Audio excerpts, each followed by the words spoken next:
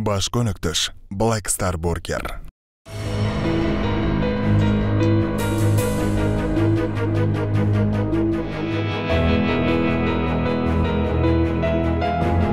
Мурдагы бөлүмдө Кыздын сыры апасына белгилүү. Кыз бала үй бүлөдө конок болот экенбиз. Бойго жеткенде куда түшүп, колун сурап кызыккандар көп. Так, биз күтүп атабыз.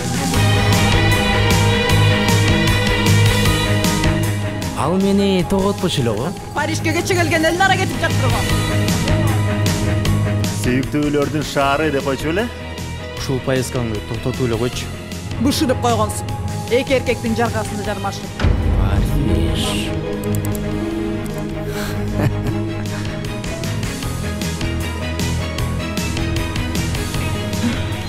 Элнара менен Рамис аттуу редактордун ортосунда сүйүү жаралган эмиш?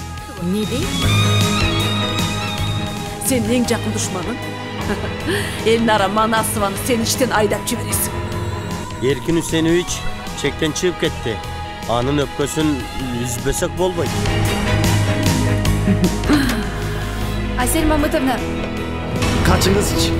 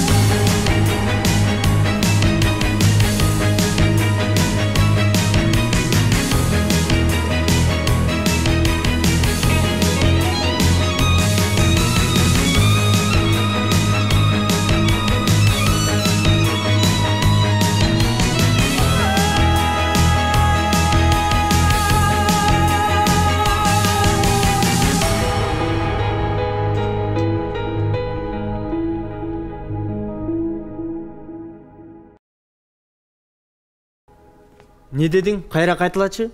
Сиз уккандай эле Абир байке. Жанагы сүйлөшкөн кызыңыз бар го? Телеканалдын башкы директору Эркин Үсенович менен Рамис кесиптешиңиз бар экен го? Ошолор менен түшкөн сүрөттөрү интернетте хит болуп жатат. Ай, алар ашырып эле жазып атат. Мен Элнарага ишенем. Экинчиден, Эркин Үсенович принципиалдуу түз жүргөн киши. Ишенбейчи аларга. Мейли, мунуңузга макул дейли? Анда могу сүрөттү карасаңыз. Мына Рамис аттуу байке менен Элнара Жеңешка экөө бирин-бирин белине кучакташып сүрөткө түшүп жатпайбы? Анысы аз келгенси бойдоктоп жатышат. Сүйүлөрү Парижде козголуп кеттир. Токтотчу. Өзүңдүн эле жашооң менен жашасаң. Эй, шумдуктуу кыз, дагы эмнени баштадың? Ушундай балени кайдан чукуп таап жүрөсүң? Эмне сен буларды кайраштырып жатасың? Мындай кылган уят болот. Болочок жеңеңди антип сөз кылбагының. Уктуңбу? Апа, мен эле эмес баары эле сөз кылып жатышпайбы? Токтот кунум. Барып сабагыңды кара. Тур.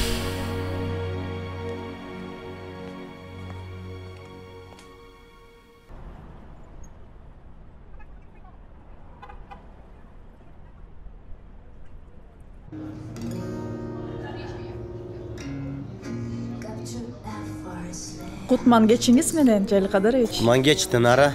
Сүйүнгөнүңдө мурдуң дердейип калыптыр го. Жаштар ызычуу го, ызычуу. Эми айта турган нерсеңди бат эле айтпайсыңбы, эзилбей? Кээде урушуп коесуз, Мейли анда. Соц тармактарда Рамис менен Элнаранын Парижде кучакташып турган сүрөттөрү дүң болуп жатат. Демек ишти баштаган экенсиңер да. Жакшы. А менин досумду кашаңарга аралаштырдыңарбы? Албетте. Тиги Рамис экөөндө кучакташып турган сүрөт болбосо дагы. Экөө жанаша түшкөн сүрөт соц тармактарда жайнап. Бул жаңылык коомчулукка резонанс болуп жатат. Мына сага азыркы замандын революциясы. Ошондо эмне? Үйдө отуруп эле жеңишке жетишебизби? Буйрса, жеңиштин май желеги биз тарапта желбирейт. Баракелде. Силер менен эле дос болушум керек экен. Атиги Эркин Шүмшүк көйрөңдөнүп эле эки жакты улук деп Мұны эфирден кетіре албайым. Тегini эфирден кесіп қоя албайым деп эле. Былжырайт инең дұрайын. Болбосо шефке жаман көрініп, ерге түйчү қыздай мақтап жақтап, өзім құлағынан жетелеп келіп, баш директорліктен креслосына отырғызбадым біле. Эми болсо, өзін пайғамбардай сезіп, галактикадан түшкөнсүп, тимеле мурдун чалып сөйлейт, кишини теңине албай. Мындайларды жумуштан алуучу дагы, жумушка койчу дагы биз. Акыры Ак үйдүн айтканы болот го. Ошону айтсаңыз, Эркин Үсенович болбай калды. Менсип кетти. Мен болсо, өз тармагымдын мыктысымын. Ушу сиз айткан революция менен жеңишти колго алсак, баш директордун кызматына Тынара Жапарованы койгонду унутпасаңыз экен. Чырагым, өзүңдүн гана кандидатураңды колдойбуз го. Эч кам санаба. Азыр биздин эң актуалдуу иш Эркинди эрден оодару. Калганы колдун кири. Ручканын гана сыяз кетет го, атаңдын көрү. Кана эми насип кылып Эркин Үсеновичти жумуштан алып түшсөк. Ошол жылуу орунга Ак үйдүн сүймөнчүгү келип калса, Кана, ошон үчүн алып берели. Келиңиз.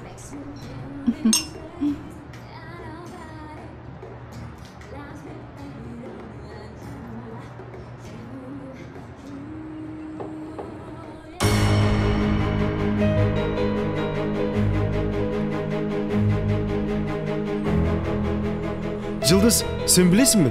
Бул маалыматты сайтка бергенден кандай популярдуу болуп кетебиз. Андыктан иштеш керек.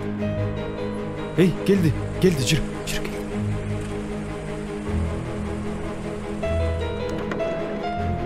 Абир Арсан, саламатсызбы? Мен Марс маалымат агентствосунан келдим. Атым Алым Курманов. Мен азыр шашып аттым эле.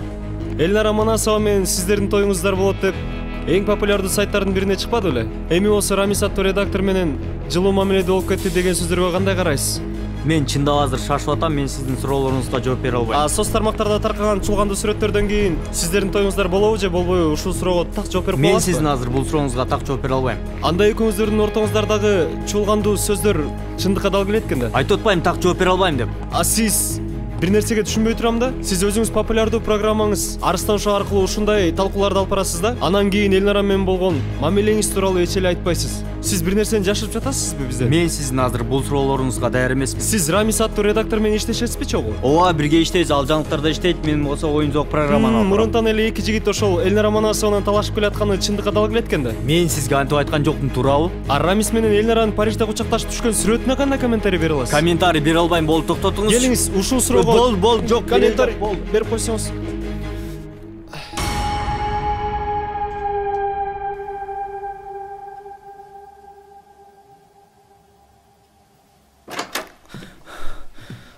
Саламатсызбы?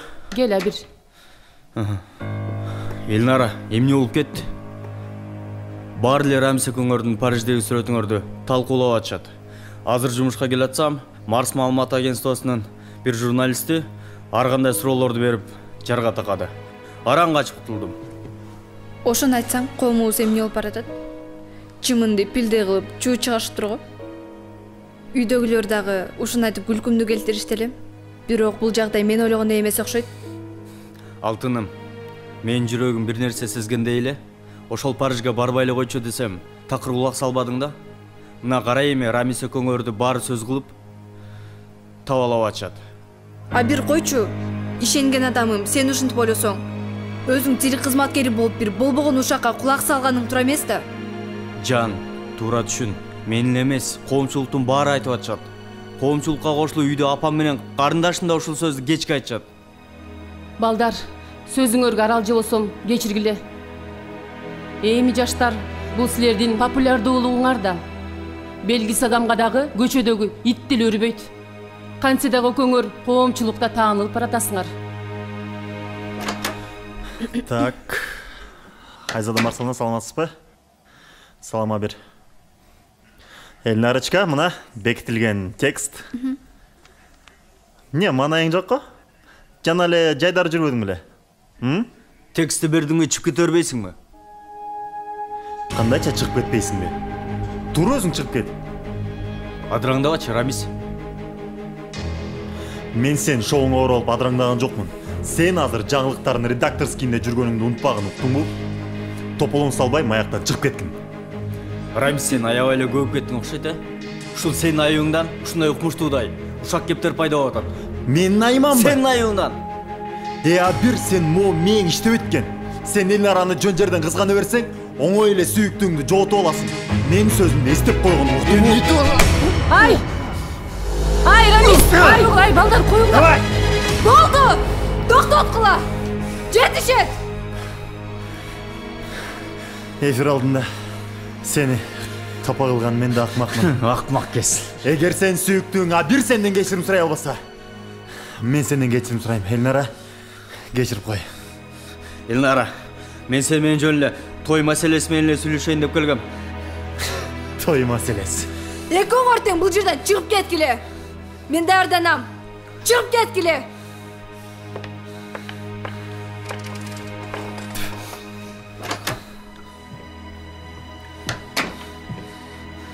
Элнара, мен жөн эле сүйлөшөйүн деп эле келгем.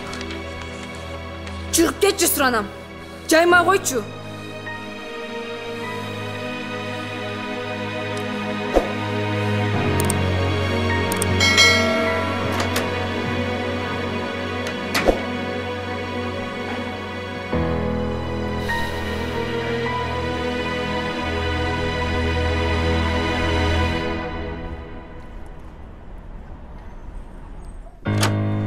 Жаке, салам. Күтүүсүздөн чакыртыпсың. Келип калдык. Деги тынччылыкпы? Кел, отур. Кулак сизде. Эми атасы өлсө дагы угузат экен. Ага караганда биз экөөбүз доспуз. Ошондуктан бул кабарды мен сага өзүм угузайын деп чечтим. Атам байкош эбак эле өлгөн эле. Сен кайсы өлгөн иттин башын чыгарып жатасың, ия? Айта бер. Сен экөөбүз сыргатпаган эчтеме жок да. Бул оюңа кошулам. Жаңылыктарды сенден жаап жашыра турган жигит эмессиң.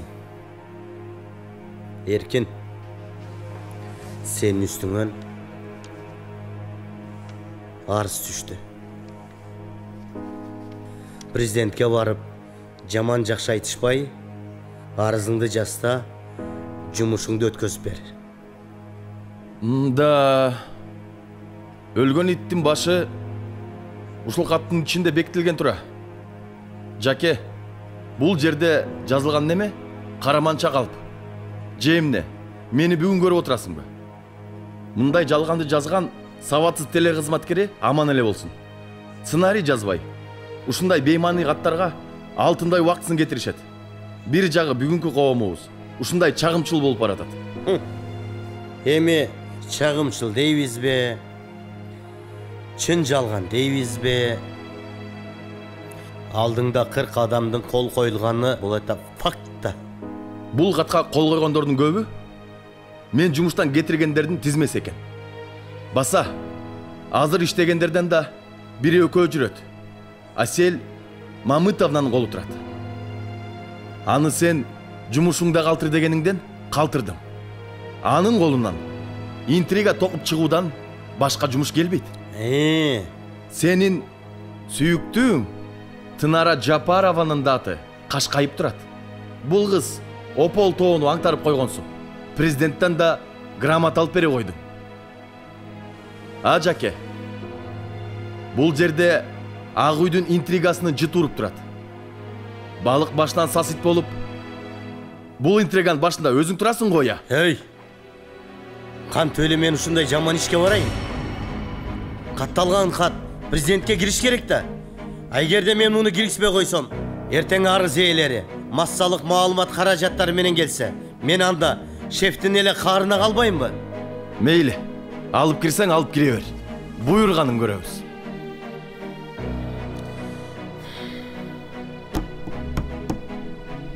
Макул, мен ойлонуп көрөйүн. Эгер шанс болбосо, таарынба.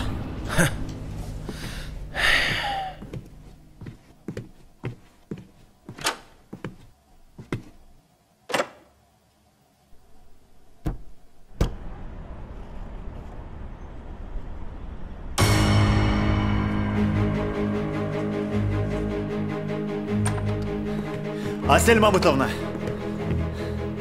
мен сізден мындайды күткен емеспін. Қандайча? Тимеле айдан түшкөнсіп кетесің ғой тимеле. Сізге жіберген материалдың барын эфирге ғана бербестен соц тармақтың барын ошол сүрөттөрдү жайылып салыпсыңар го. Ушунун бар. Мен үчүн кылды дейсиңби? Мен сен үчүн жасагам. Мына той, ана той дей турган жаштар бири-бирин жек көрө баштады. Кече кызганычтын айынан уруш болдубу? Болду. Мына эми. Теги Элнара сеники болду. Алмактан ала бер. Асель Мамытовна, Элнараны мен эгер кааласам, сиздин жардамыңыз жок эле өзүмө иймерип алам. О, браво, браво, браво. Мына менин айымдан алып атасың. Болбосо сен былжырап, Элная деп жүрмөксүң. Мурдуңду тарта албай. Антип шылдыңдабаңыз. Мен керек болсо Элнара үчүн Абир менен да урушуп кеттим. Сенин урушканыңды көрдүм. Тимеле ак сөөктөрдө урушасың да. Сенин ордуңда мен болгондо жаагын айратып, өпкөсүн үзе коймокмун. Тиги арстан шоусун жаап коймокмун. Уктуңбу? Мен аны жөн эле аяп койгом. Аяп койгуда сен энеңдин эгизи беле. Ал сенин биринчи конкурентиң Келесо. Асель Мамытовна, конкурент деп мага эмне? Сиз айтып атасызбы? Сизби? Анан атаңдын башы айтып аталы. Менин башымды оорутпай, барып жумушуңду кылгын. Чыгып кет. Чыгып кет. Жогол. Чыгып кет.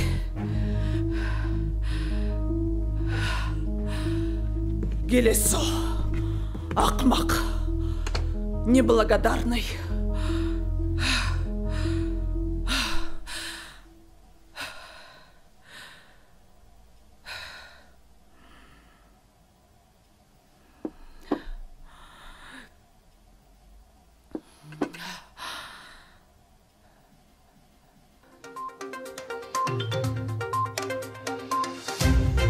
Даярдан 3 секунда.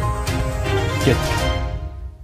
Урматтуу телекөрүүчүлөр, мына ушундай жаңылыктар топтому менен студияда мен Элнара Манасова болдум. Кайрадан эфир аркылуу көрүшкөнчө сак саламатта болуңуздар. Стоп. Негизи Элнара жакшы, бирок манайың жоктугу элдин баарына көрүнүп калды. Кийинки эфирге чейин жакшы салып даярданып кел. Темпти жоготпо. Бийик койгон планкаңды ылдый түшүрбө, макулбу? Макул.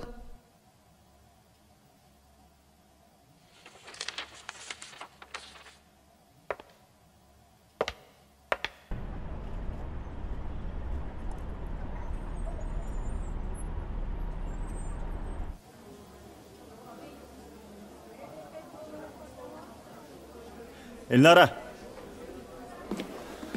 кандайсың? Саламатсыз барамыз байке. Сен биз Абир менен болгон окуяга капа болбой, өзүң көрдүң го, Абир биринчи болуп жок жерден уруша кеттик. Ооба, Абирди да мен тааной турам. Мен Парижге кеткенде Абирди бир алмаштырып койгонсуп, такыр эле башкача болуп өзгөрүлүп кеттир. Өзүнүн көлөкөсүнөн да кызганып, уруш чыгаранга өтүп болуптур. Сен дагы бир жагынан Абирди тура түшүн. Жанагы интернетке тараган экөөбүздүн сүрөтүбүз дагы аны бушайман жедирип койду да. Сиз дагы ушуга ишенип атасызбы? Кандай десем? Сендей таза адамдар чанда кездешет. Абир болсо бир аз тура эмес кылып койду. Мен Абирдин күмөн санаган аябай жеңим келатат. Мына той деген адамдар ушинтип бири-бирине күмөн санаган туурабы ойлойбуз беки? Өзү эркектердин табияты түбүнөн ошондой болот. Мен сенден сурайын дедим эле, Абир экөөңөр жолугушуп атасыңарбы? Жок, баягы күнгө чаташтан кийин жолуга элекпиз. Анда жүр, мен сени узатып коеюн.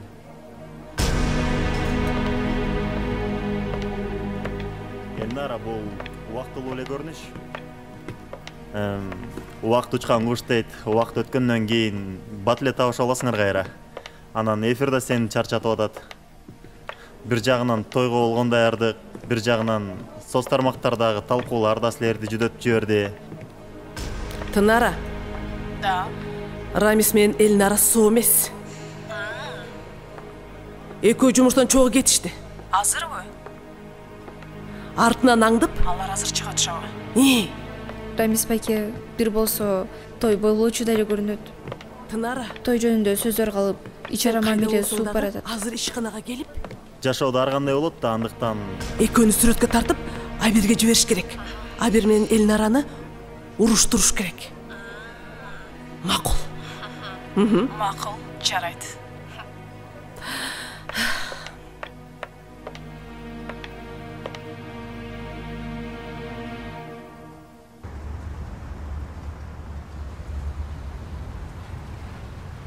Асель Мамытовна? Да. Чыгып машинеге отуруп атышат. Мен азыр артынан түшөм. Ооба, артынан түш. Мейли. Такси!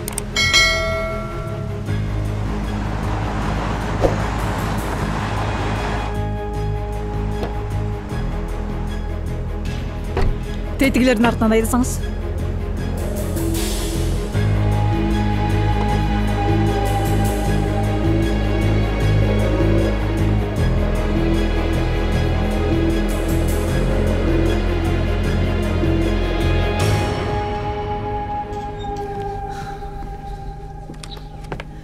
Аселя Мамытовна, саламатсызбы? Мушкер, кандайсың ана? Жакшы, өзүңүз. Телени башыңа көтөрүп алдың окшойт. Эми Арстан шоону Мушташ шоо кылат окшойбуз, Кечиресиз, Аселя Мамытовна. Эмне болуп кеткенин өзүм деле байкабай калдым. Рамисти көргөндө жиним келип кетти окшойт. Ошондон улам мушташып кеттик. Кийин Элнаранын үнүн укканда анан өзүмө келдим. Эми турмушта эмнелер гана болбойт. Урушасың, табышасың, талашасың дегендей. Түшүнгөнүңүзгө рахмат. Элнара бул жактабы? Элнара жана эле Рамистин машинесине отуруп алып экөө эс алганы кетишти. Өзүң билесиң, эфир адамдын энергиясын жеп коет. Рамис менен машинасы менен кафеге эс алганы? Жана эле кетишкен, билбейм.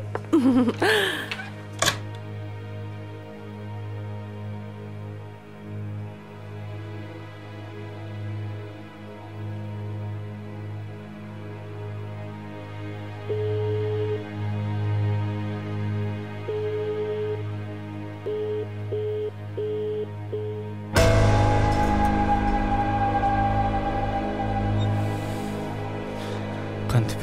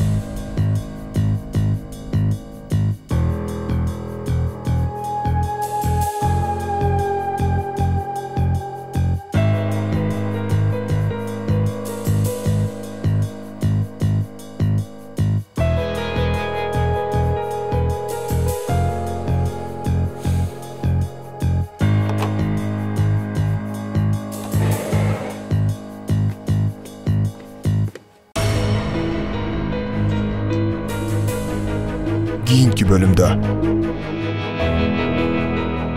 Экөөңөр акыркы күндөр уялбай эле күнү түнү бирге болуп калыңар, Чалган же телефонун албайсың. Рамисте болгон жигиттер жолдо жатпайт.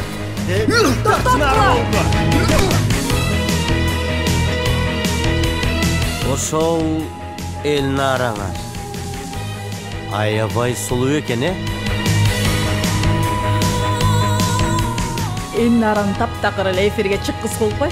Сен Эркин Усеновичке барасың дагы, бир жумага эмгек көргүнүсүнө арыз жасасың. Эфирге деле чыккың келбей калды. Анда мен сен менен тоого чыгып келбейм, кандай дейсиң? Элнарочка! Кандай салдың? Жакшы. Сен Рамиске турмушка чыкчу болсоң, асманда жанган жылдыздай жаркырап жүрө бересиң.